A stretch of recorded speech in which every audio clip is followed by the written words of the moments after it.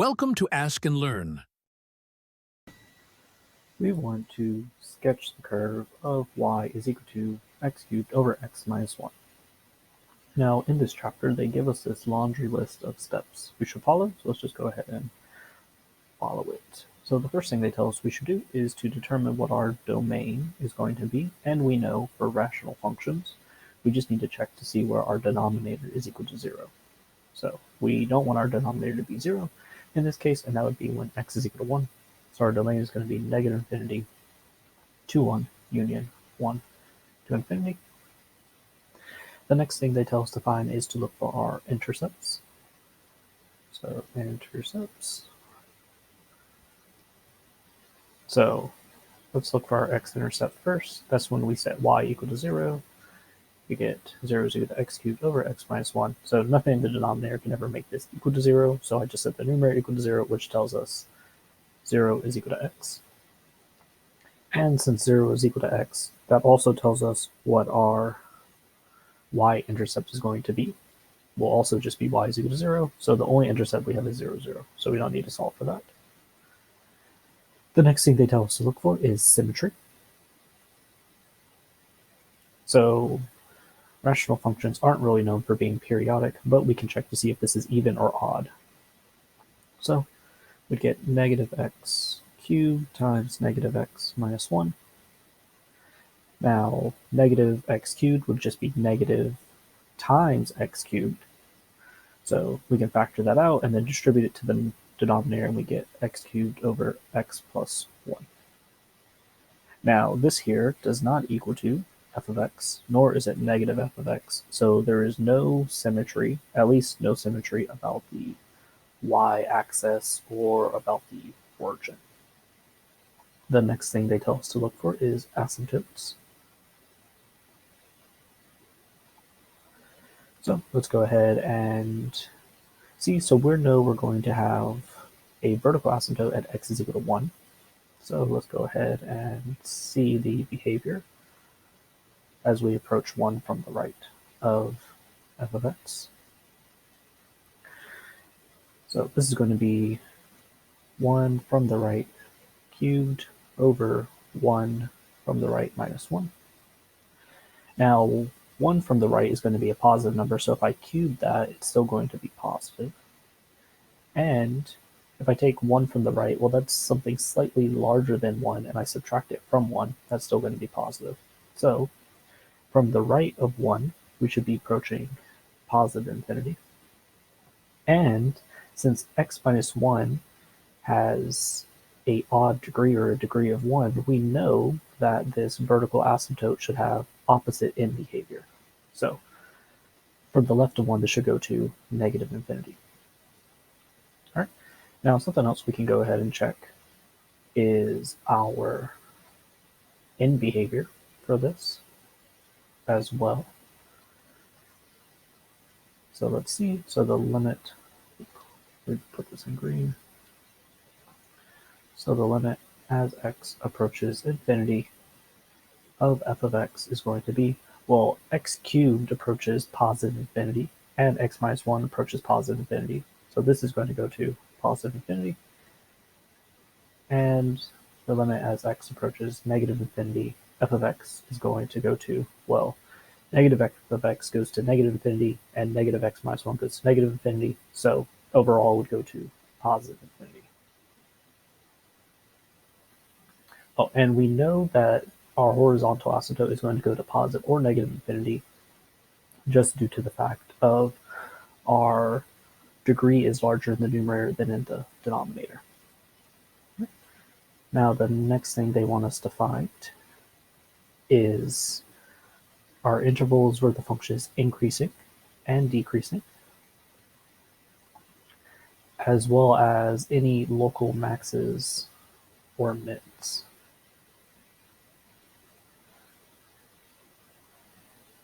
So we're going to need to figure out what y prime is equal to. So let's do that on another page. So we had y is equal to x cubed over x minus 1. So to take this derivative, we're going to need to apply quotient rule. So remember, our quotient rule says low d high minus high d low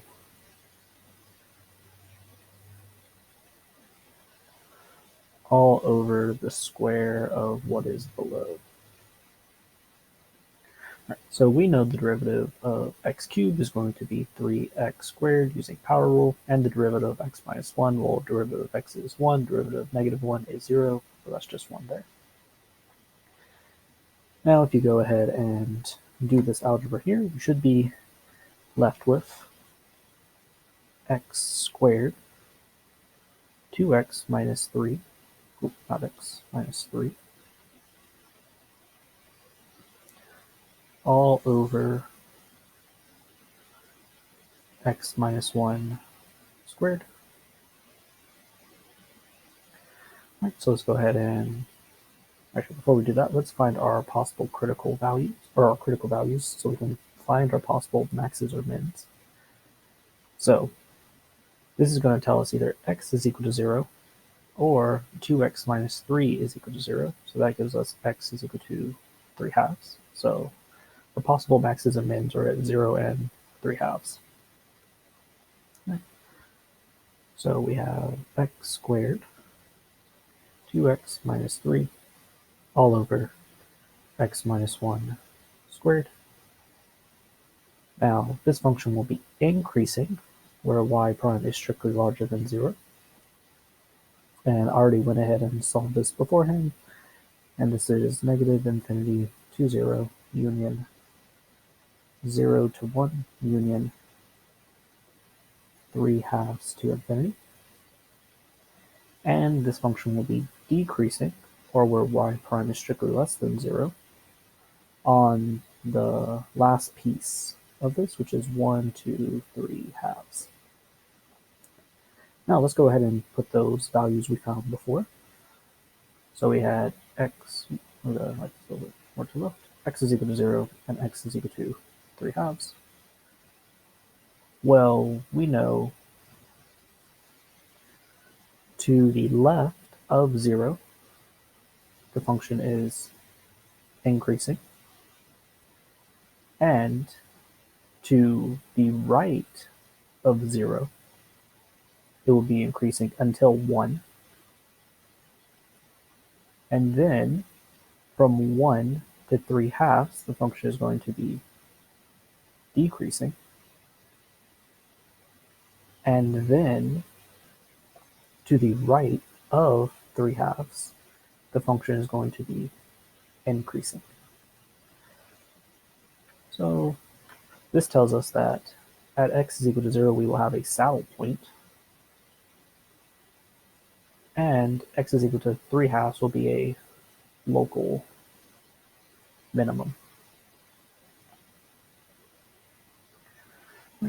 Now, the last thing they suggest we find is where our function has any inflection points.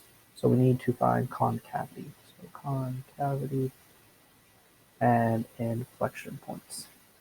So we need to know what y double prime is. So let's go ahead and find that out over here. So y double prime is going to equal to, so we're going to need to use quotient rule and product rule for this one. So first let's go ahead and apply the product rule. The quotient rule. And I might need a little bit more space. Let me scoot this up a little more. So it's still going to be low, d high. So x squared times 2x minus 3. And actually, we don't even need to do product rule because we can distribute that in. So let's do that first, actually. So this should be 2x cubed minus 3x squared. And then minus them in the opposite order. So 2x cubed minus 3x squared times the derivative of what we have in the denominator, so 2 or x minus 1 squared.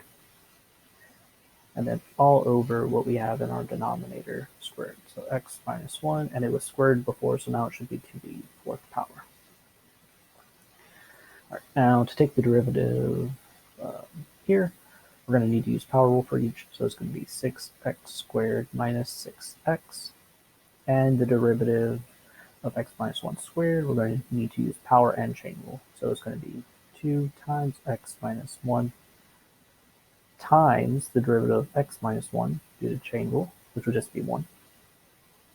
And if we go through and simplify all this algebra, we'll end up with 2x over x squared minus 3x plus 3, all over x minus 1 cubed. Now we want to set this equal to 0 so we can find our possible points of inflection. So we're going to get x is equal to 0, or x squared minus 3x plus 3 is equal to 0. So it turns out that this here has no real solutions. So the only possible point of inflection we'll have is at x is equal to 0. All right, so let's go ahead and write down our second derivative here, which is going to be 2x x squared minus 3x plus 3 all over x minus 1 cubed. And again, I just went ahead and solved for where this is going to be concave up and concave down beforehand. So concave up is going to be where this is strictly larger than 0, and this happens to be from negative infinity to 0,